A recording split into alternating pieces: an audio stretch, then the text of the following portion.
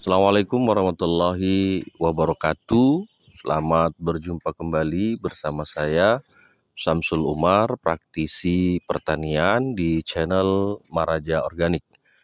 Teman-teman semua, hari ini kita akan mempraktekkan cara membuat lobangan yang benar dan unsur-unsur apa saja yang diberikan pada lubang tanam untuk penanaman cabai dan tomat.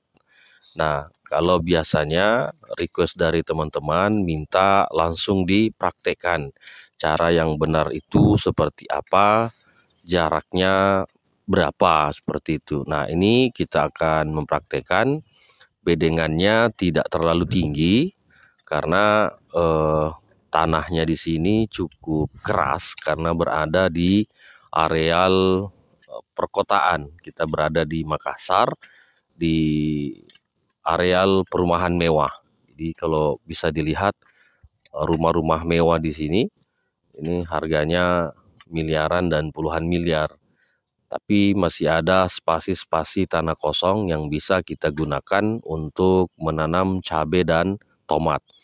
Nah, teman-teman, kita berikan takarannya. Jadi ini adalah campuran dari garam krosok ditambah dengan asam humat dan tepung zeolit.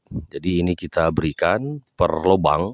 Di lubang ini kita isi dulu masing-masing di tiap-tiap lubang yang akan kita tanami, karena nantinya ini yang akan dijadikan media untuk akar sehingga nanti penyakit-penyakit yang misalnya seperti layu fusarium itu bisa terhindarkan. Dan yang kedua, mensterilisasi unsur-unsur patogen yang ada di dalam tanah tersebut. Jadi unsur silika ataupun tepung zeolit ini kita diberikan di awal supaya nanti ini tidak menjadi kurus tanamannya. Karena satu sisi ini adalah tanah timbunan, tanah yang kandungan unsur-unsur mineralnya cukup kurang. Bisa kita lihat dari bentuk tanahnya. Ini agak keras. Namun dengan metode seperti ini, insya Allah pasti tanamannya nanti akan lebih baik. Jadi sterilisasi ini diberikan jauh-jauh hari sebelum kita melakukan penanaman. Nah, ini dilakukan sebaiknya 10 hari sebelum melakukan pemindahan benih. Karena kenapa? Kalau kita terlalu cepat memberikan bahan-bahan ini, ditakutkan nanti tidak terurai secara baik. Akar tanaman sudah dimasukkan. Jadi sebaiknya ini diberikan di awal supaya begitu nanti kita sudah memindahkan bibit, ini sudah bisa terurai, tersedia unsur-unsur yang diperlukan oleh tanaman tersebut. Jadi asam humat ini tujuannya untuk menambah mineral di dalam tanah sekaligus menjadi pH soil. Ditambah lagi ada garam krosok, ini tujuannya juga sama, bagaimana menjaga pH tanah nanti tidak drop, apalagi ketika kita melakukan penanamannya di musim hujan. Nah, asam humatnya ini untuk menjaga pH tadi, dan garam krosok juga sama, ditambah zeolit. Jadi zeolit ini juga kita berikan karena di dalam zeolit itu terdapat 50 jenis unsur mineral. Dan yang lebih hebatnya lagi nanti ini bisa menjadikan batang tanaman akan lebih kuat. Jadi akar bisa lebih mudah nanti menyerap nutrisi-nutrisi. Jadi ini diberikan jauh-jauh hari sebelum kita melakukan penanaman. Teman-teman semua, kita melakukan ini supaya bisa kita praktekkan langsung. Jadi teman-teman bisa memonitor dari mulai kita melakukan pembuatan bedengan, melakukan pelobangan dan jarak yang baik untuk cabai. Cabai yang akan kita tanam ini adalah cabai rawit. Jadi cabai rawit ini nanti bisa diperlihatkan ke teman-teman semua bagaimana dari mulai penanaman sampai dengan panennya, bagaimana tingginya, terus nanti kandungan-kandungan unsur apa saja yang dibutuhkan oleh cabai dan tomat, sehingga pada proses kedepannya ini bisa sangat efektif. Teman-teman semua, ini nanti kita akan tunjukkan langsung bagaimana metode pencampurannya, karena kalau misalnya tidak diperlihatkan langsung, ini kemungkinannya nanti banyak teman-teman yang salah pengaplikasian. Jadi cara pengaplikasiannya ini penting untuk kita perlihatkan supaya nanti bisa kita betul-betul tahu caranya agar bisa lebih maksimal. Teman-teman, ini adalah asam humat. Jadi asam humat ini dicampur langsung dengan tepung zeolit. Nah, jadi ini tepung zeolitnya. Ini takarannya 1:1. Jadi takarannya antara zeolit dengan itu asam humat ini 1:1. Jadi tujuannya supaya semua unsur-unsur nutrisi yang diperlukan oleh tanaman itu sudah tersedia sebelum akar tanaman ini dimasukkan. Nah, ini ditambahkan juga garam krosok. Jadi garam krosok ini kalau misalnya zeolitnya dan asam humatnya 10 kilo, maka untuk garam krosoknya itu 5 kilo. Jadi 10 kilo masing-masing dari zeolitnya, asam humatnya, terus garamnya 5 kilo. Nah, itu. Ini di mixing secara merata, dilakukan pencampuran, diaduk supaya nanti semuanya bisa sama, homogen seperti itu. Nah, inilah teman-teman yang perlu kita lakukan di awal. Jadi ketika menanam cabai untuk misalnya dijadikan sebagai tanaman yang akan dijual nanti hasilnya, itu sebaiknya tanah itu dipersiapkan di awal.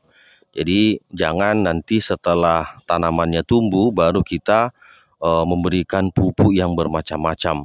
Nah, jadi langkah yang paling efektif itu di media tanam dulu kita perbaiki, disterilisasi, terus dinetralkan pH-nya supaya begitu tanaman kita ini sudah dipindahkan, itu sudah langsung menemukan nutrisi-nutrisi yang dibutuhkan. Karena sifatnya ini kan masih butuh penguraian. Jadi kalau zeolitnya ini masih butuh terurai, asam humatnya itu masih butuh terurai, begitupun garamnya, jadi tidak langsung diserap. Nah, makanya kita memberikannya itu di awal. Jadi di awal sebelum melakukan penanaman ini kita sudah berikan. Supaya apa? Supaya nanti begitu kita sudah tanam, ini si nutrisi ini sudah tersedia, langsung diberikan atau langsung diserap oleh tanaman kita, akar tanaman cabai, akar tanaman tomat. Jadi sama halnya misalnya kita manusia itu bangun pagi-pagi sudah tersedia kopinya, sudah tersedia sarapannya, sehingga kita sebelum melakukan aktivitas sudah sarapan dulu. Nah, itu logika sederhananya. Jadi kita memberikan nutrisi-nutrisi ini semua di awal sebelum melakukan penanaman. Nah, misalnya kita mau menambahkan pupuk kompos, itu juga bisa diberikan di awal. Jadi setelahnya ini nanti beberapa 1 minggu kemudian kita menyemprotkan mikroorganisme. Jadi mikroorganismenya itu bisa yang dibeli di toko, bisa juga kita buat sendiri dengan bahan baku dari ragi tape, ataupun misalnya nanti kita akan membeli dari yang tersedia atau dari bahan baku PGPR juga bisa, dari tanah akar bambu juga bisa kita berikan. Yang jelas semua nutrisi-nutrisi ini di awal kita berikan sebelum melakukan penanaman. Jadi misalnya di kompos ini bisa lubangnya kita tambahkan kompos. Nah, itu supaya apa? Supaya betul-betul nanti akar ini bisa lebih efektif dalam menyerap nutrisi-nutrisi yang dibutuhkan. Jadi seperti itu teman-teman, cara untuk menyiapkan lubang tanam pada cabai ataupun tomat yang akan kita tanam. Cabai ini bisa berumur panjang sesuai dengan perawatannya, begitupun dengan tomat. Nah, jadi tomat ini bisa berumur panjang, tetapi kalau misal perawatannya kurang, maka pasti juga tidak akan maksimal. Jadi makanya kita upayakan dalam menyiapkan lubang tanam ini harus benar-benar sangat efektif, dalam arti semua yang dibutuhkan itu kita persiapkan. Nah, pupuknya nanti itu bisa menyusul. Misalnya kita mau menggunakan pupuk NPK itu bisa menyusul. Kita mau menggunakan pupuk-pupuk mikro, misalnya zinc, boron, atau jenis-jenis yang lain itu bisa menyusul. Tapi yang paling penting itu di media tanam. Media tanam ini harus dipersiapkan di awal supaya perakaran bisa sangat maksimal. Kunci tanaman apapun itu ada di akarnya. Kalau akarnya panjang, pasti nanti pertumbuhannya akan sangat efektif. Kalau akarnya panjang, pasti imunitasnya bagus dan bisa untuk menjaga dirinya dari serangan hama dan penyakit.